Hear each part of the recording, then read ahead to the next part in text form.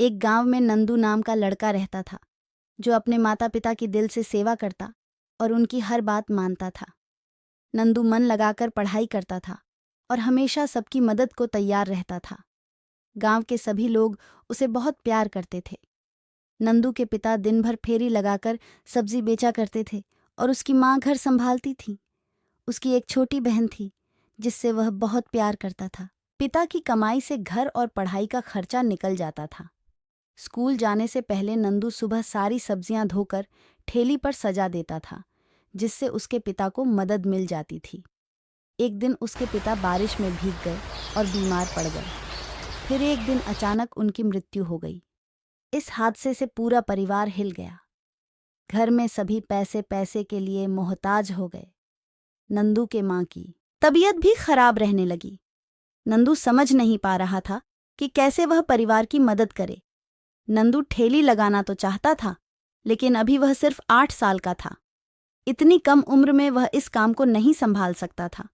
नंदू ने अपनी माँ से रामायण, महाभारत के साथ साथ दैवीय चमत्कार की कहानियां सुनी थीं।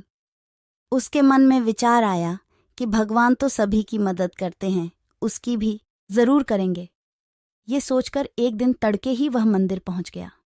उसने वहां जाकर हाथ जोड़ा और बोला, भगवान, मैं छोटा बालक हूं, पूजा करना नहीं आता, लेकिन तुमसे विनती करता हूं कि रास्ता दिखाओ।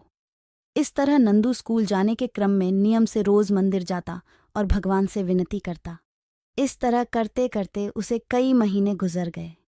इस दौरान न तो भगवान ने दर्शन दिए और न ही परेशानी दूर हुई। कभी कभी नंदू निराश हो जाता कि उसे पूजा करना नहीं आता, इसलिए भगवान दर्शन नहीं दे रहे, वरना वह तो सबकी मदद करते हैं। फिर भी उसने मंदिर जाना और पूजा करना नहीं छोड़ा। आखिरकार एक दिन देवी माँ को उस नन्हे भक्त पर दया आ गई।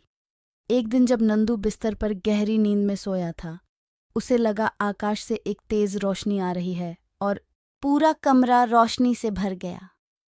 कुछ देर बाद उस रोशनी से हाथ में छड़ी लिए नन्ही परी निकली, जो बिल्कुल वैसी ही थी जैसा उसने किताबों में पढ़ा था।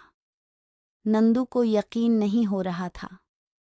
वह भौचक्का से बस उसे देखे ही जा रहा था।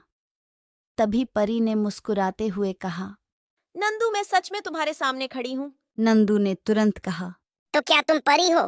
परी ने मुस्कुराते हुए कहा, हाँ, तुम यहाँ कैसे? घड़बड़ाहट में नंदू की आवाज नहीं निकल रही थी। परी ने फिर हंसते हुए कहा, नंदू, मुझे देवी माँ ने भेजा है। देवी माँ? नंदू आवेग में चिल्ला उठा। हाँ नंदू, बोलो तुम्हें क्या चाहिए? नंदू खुशी से चिल्लाते हुए बोला। अगर तुम्हें सचमुच देवी माँ ने भेजा है तो मेरी माँ को ठीक कर दो। परी बोली, ठीक है नंदू, कल तक तुम्हारी माँ ठीक हो जाएगी, लेकिन मैं तो तुम्हें वरदान देने आई थी, तुमने अपने लिए कुछ मांगा ही नहीं। नंदू बोला, मेरी माँ ठीक होगी तो पूरे परिवार की देखभाल कर लेगी। बच्चों पर पहला अधिकार माँ का होता है, इसीलिए मैंने माँ के लिए मांगा। परी खुश होकर बोली। नंदू, तुम बहुत अच्छे हो, तुम मुझसे एक और वरदान मांग सकते हो। इस पर नंदू बोला। परी, मुझे ऐसा वरदान दो कि मैं बड़ा होकर अच्छे रास्ते पर चल सकूं।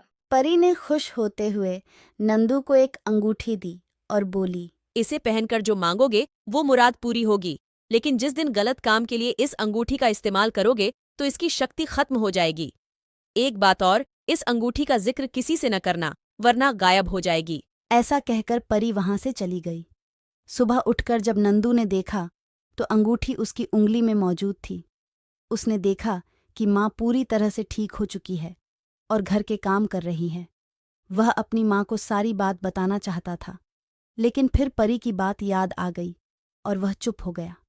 मेहनत के बल पर अब उसका परिवार सुख से रहने लगा। कहानी से सीख, इंसान को लालच कभी नहीं करना चाहिए। कर्म पर विश्वास करने वाले लोगों के लिए कुछ भी असंभव नहीं होता।